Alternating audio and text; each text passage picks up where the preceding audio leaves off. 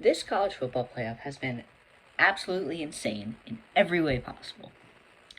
It's been a roller coaster. I'm gonna be honest. It's been ridiculous. It ended out well for me. I'm an Ohio State fan who won the national championship. I am 2 weeks late because I've been unmotivated and don't have time. And before we start, I would like to say I'm not going to put any fancy edits on this video because I really don't have the time.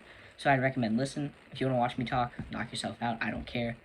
But I recommend you listen to it. And also drop a like and a sub for the YouTube algorithm. It really helps my new channel out a lot. So let's get into it. So the seating absolutely sucked every way. It was terrible. The 4 teams, a lot of people on the internet have said it, the 4 teams that should have gotten by should have been the teams that were actually the 4 best teams instead of Boise State and sorry, I had a cough. Arizona State. My bad, I had a cough. So yeah, that was a terrible idea. And that was the worst decision since the conference revamp, which was actually not that long ago. So NCAA, you might have some work to do. All right, so we'll start with the first round. We had Texas versus Clemson, Ohio State versus Tennessee, Boise State, no, I'm just kidding, I lied, Penn State versus SMU, and Notre Dame versus Indiana. That was the most predictable first round of all time. Everything that everyone thought would happen did happen, so that was like, Ohio State was going to win, Texas was going to win, Penn State was going to win, and Notre Dame was going to win. Like, everyone thought that was going to happen, and it did. Second round, things get a little bit more fun. We had Boise State and Arizona State get absolutely... Well, Boise State got their butt kicked by a team, and I'm actually going to talk about this. So, Boise State is in the Mountain West Conference. So, defenses had to put 7 to 8 players in the box to stop Ashton Ginty. And then they would punish them downfield with their receivers. And then, so they'd have to drop back, put their receivers downfield, and then Ginty would run up the middle. Rinse and repeat. That's how they won the Mountain West team. Here comes big bad Penn State, who actually can put 7 to 8 players in the box and has the talent in the secondary to stop the deep pass. So, yeah, Penn State won, to absolutely no one's surprise.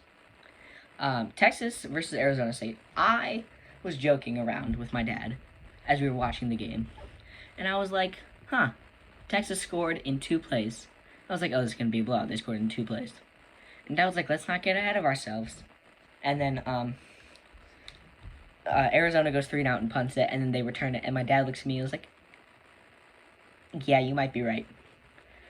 Somehow, that game went to double overtime, and Texas barely squeaked out a win. If someone would like to explain to me how that happened, I'm very open. If someone please tell me what happened there. I'm at a loss for words. So, on top of that, Arizona State definitely could have won that game. Like, it wasn't like Arizona State's not going to win this game towards the end. Like, they definitely had the potential to win this game. And then, yeah, Ginty, he had about, like, 20 yards less rushing than he normally does. Yeah. So the OSU Oregon games and the Notre Dame Georgia games, those were fun to watch. I'm not gonna lie. So we'll start with the Notre Dame game. This was a good defensive game by Notre Dame, but also in Georgia's defense, they didn't have their starting quarterback, so you can't really blame them.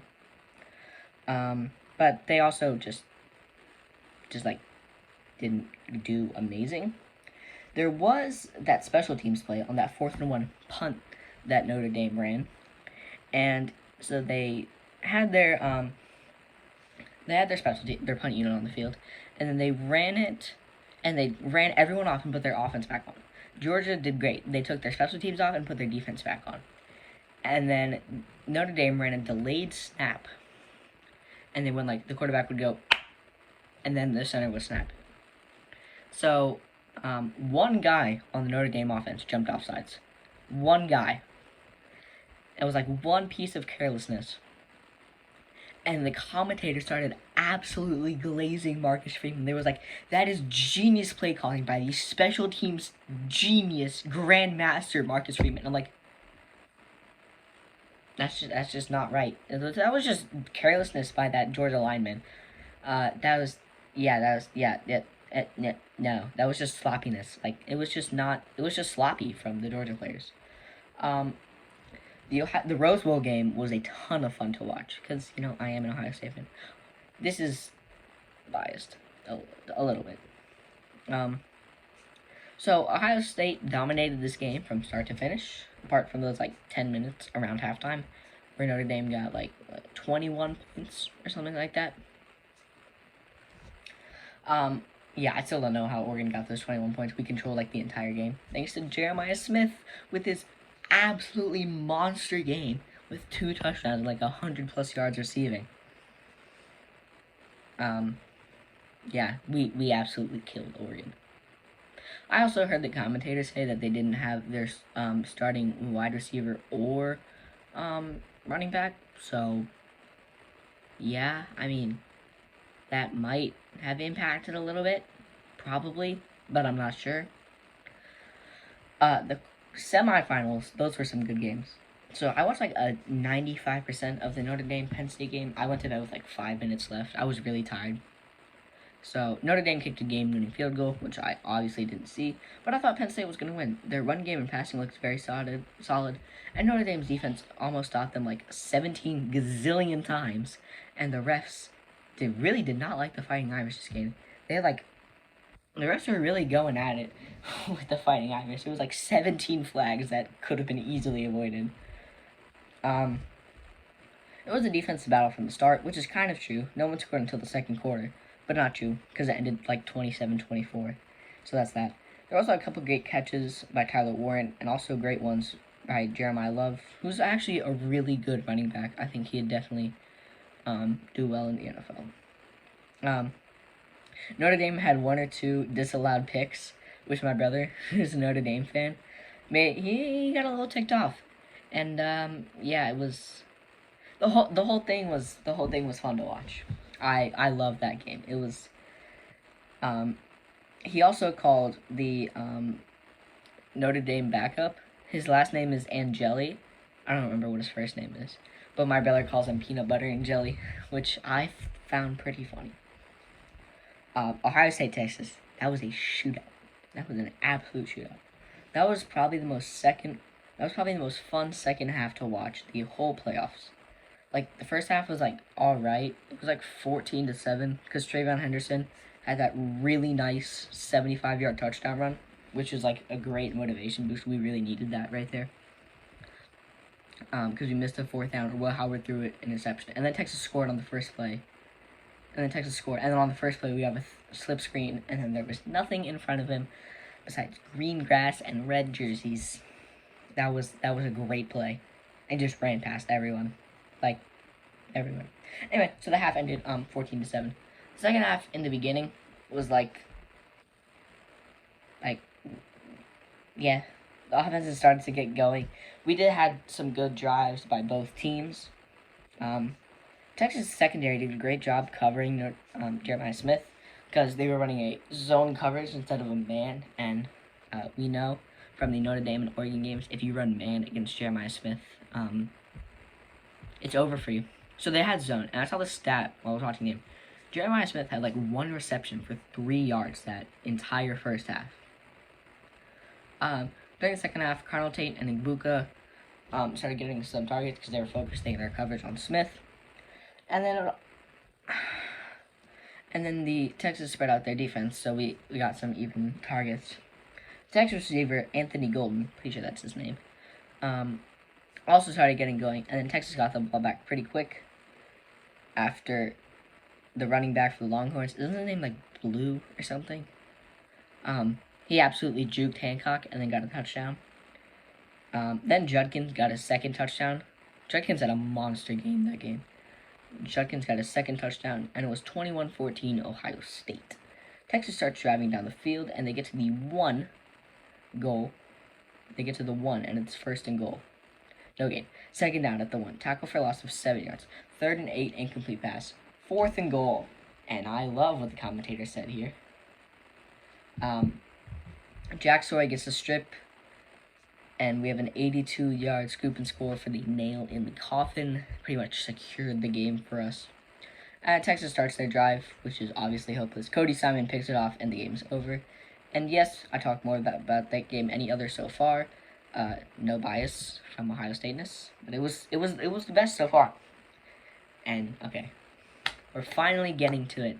The thing everyone's been waiting for, the national championship. I was so excited to watch this game. And obviously it starts with a drive from Notre Dame that started in the Jurassic period, which is like 65 million years ago, or even more. 160 million years ago, actually. And they scored a touchdown after 18 plays. Golly. It took forever. And we struck back quickly, and Judkins had like a... Judkins dove in for a TD. Yeah.